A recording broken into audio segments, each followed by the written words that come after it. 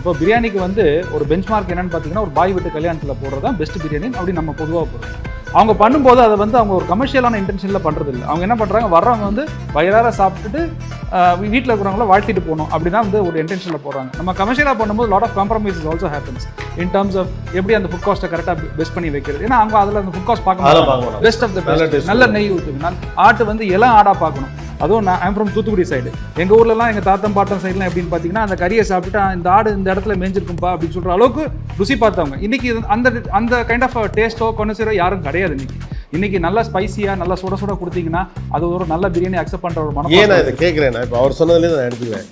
Even after இவ்வளோ biryani variety வந்துடும், இவ்வளவு பிரியாணி சாப்பிட்டும் கூட பாய் வீட்டிலேருந்து ரம்ஜானுக்கு பிரியாணி எப்படா வரும்னு காத்திருக்கிற வரைக்கும் பிரியாணி இன்னும் டேஸ்ட்டு கிடச்சிருச்சான்னு தெரியல. ஏன்னா அந்த ஆத்தென்டிசிட்டிக்கு எங்கேயோ தேடுறோம். யாராவது ஒரு ரம்ஜானுக்கு பிரியாணி கொடுத்து வருதோ, அல்லது வீட்டுக்கு வாங்க சமைச்சு தரோம், அல்லது கல்யாண பிரியாணியில் போய் கல்யாணத்தில் சாப்பிட்றதோ அந்த டேஸ்ட்டு. அந்த குக்கிங் மெத்தட் கொஞ்சம் டிஃப்ரெண்ட்டுங்க. நம்ம வந்து ரெஸ்டாரண்ட்டில் அதே மாதிரி கறி போட்டு அதே மாதிரி பண்ணுறதுனால கஷ்டம் பண்ண முடியாது. நான் கல்யாணத்தில் வந்து நான் அக்கேஷனலாக நடக்கும், நம்ம வந்து நிறைய எஃபர்ட் போட்டு கறியை வந்து இப்போ நாங்களே அங்கே வந்து ஒரு கெடா விருந்தா பிரியாணி பண்ணுறோமா, மூலனூர்லேருந்து மேயர் ஆடை வாங்கிட்டு வருவோம். பட் ஹோட்டல் இண்டஸ்ட்ரியிலுக்கும் டெய்லியும் அது பண்ண முடியாது. ப்ராக்டிக்கலாக நாட் ஒரு அக்கேஷனுக்கு பண்ணுற பிரியாணி நம்ம ரெகுலரில் பண்ண மீட் வந்து கோல்ட் ஸ்டோரேஜ்குள்ளே போகும் 1-2 days கண்டிப்பாக. ஸோ அதுக்கு ஒரு சின்ன அதுக்கான ஒரு சின்ன டேஸ்ட்டோட காம்ப்ரமைஸ் இருக்கும் உங்களுக்கு கண்டிப்பாக. பிரியாணியில் வந்துன்னா அந்த பேஸ்ன்னு ஒன்று இருக்குது. இப்போ நம்ம கொங்கு ஸ்டைல்னு ஒன்று பிரியாணி இருக்குது, பாஸ்மதி ரைஸ் சீரக சம்பா 2 ஸ்டைல். ஆக்சுவலாக எனக்கு தெரிஞ்சு 2 பிரியாணி தான். ஒன்று சீரக சம்பா பிரியாணி, இன்னொன்று பாஸ்மதி பிரியாணி.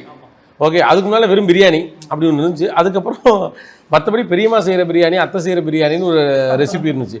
இப்போ இந்த கொங்கு ஸ்டைல் பிரியாணிங்கிறது எல்லாமே லேட்டர் தான். ஏன்னா ஹைதராபாத் பிரியாணி வந்த பிறகு நம்ம ஒன்று வச்சுக்குவோம், கொங்கு பிரியாணி ஒன்று, சென்னை பிரியாணி ஒன்று. புதுசாக ஏதாவது கொடுக்கணும்னு தான் அந்த மூங்கில்ல பண்ணுறது, இலையில கட்டி பண்ணுறது, அதுக்கப்புறம் அதெல்லாம் பிரசன்டேஷன் இல்லைங்களா? ரொம்ப வருஷமா கொங்கு பிரியாணி இருந்துச்சு, அது இப்போதான் ரீசெண்டாக வெளியே வந்திருக்கு. இப்போ ட்ரெடிஷ்னலாக இங்கே ஒரு பிரியாணிக்கு ஒரு பெரிய ஸ்பேஸ் இருக்குது. பிரியாணியோட பிக்கஸ்ட் அட்வான்டேஜ்னா உங்களுக்கு வந்து எல்லாமே ஒரே இதில் கிடச்சிறது தான்.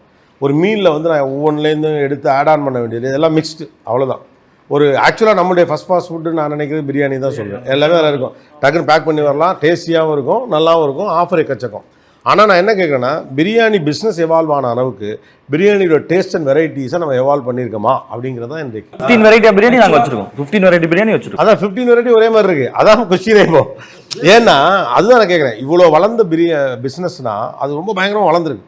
ஆனால் அந்த அளவுக்கு அதோடைய டேஸ்ட்டு, குவாலிட்டி ஆர் உண்மையான வெரைட்டிஸ் அதிகமாக இருக்கா அப்படிங்கிறது தெரில.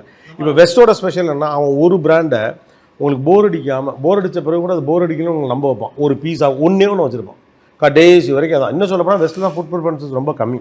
இந்தியன் ரெஸ்டாரண்ட்ஸ் ரொம்ப நல்லா போகிறதுக்கான ரீசன்னா நம்ம மெனக்கடல அவங்க எதுவும் பண்ணுறதில்ல. அவனுக்கு ஒரு டாக்குமெண்டேஷன் இருக்கும், அது தூக்கி போடுவான். காலேஜில் படிக்கிற பசங்க சிக்கன் பிரியாணி, மட்டன் பிரியாணி மட்டும் தான் இருந்திருக்கும். அதை உங்களுக்கு போர் அடிக்க போய் தான் நாங்கள் வெரைட்டியாக அதே பிரியாணி பேஸ் பண்ணி கொடுத்துட்ருக்கோம். அதுதான் கொஸ்டினே வருது. நான் என்ன கேட்குறேன்னா, இதோட மார்க்கெட் வளர்ந்த அளவு இதோடைய சுவையும் இதோடைய வெரைட்டியும் உண்மையாகவே வளர்ந்துருக்கா அப்படின்னு. நீங்கள் தமிழ்நாடு கேட்குறீங்களா இல்லை நான் இங்கே தான் கேட்குறேன். எனக்கு இந்தியன் மார்க்கெட் தெரியல. ஏன்னா இந்தியா மார்க்கெட்டில் உங்களுக்கு பார்த்தா லக்னோலாம் வந்து அவங்களுடைய ஆத்தென்டிகேஷன் வேறு, அவங்க தான் ரைட்டா. ஏன்னா அவங்க தான் பிரியாணின்னு வந்துட்டு அது அந்த பிரியாணி நம்ம கிட்ட போகிறது. ஆக்சுவலாக அந்த இப்போ சைனாவில் ஒரு தடவை I wanted to eat what's fried rice.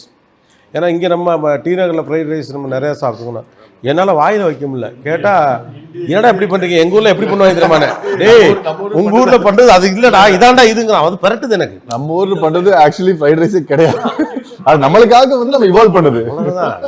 நம்ம கேஎஃப்சி சிக்கனே மிளகு சட்னியில் தொட்டு சாப்பிட்டா ஒரு டேஸ்ட் வரும், நம்ம கண்டுபிடிச்சி போடல.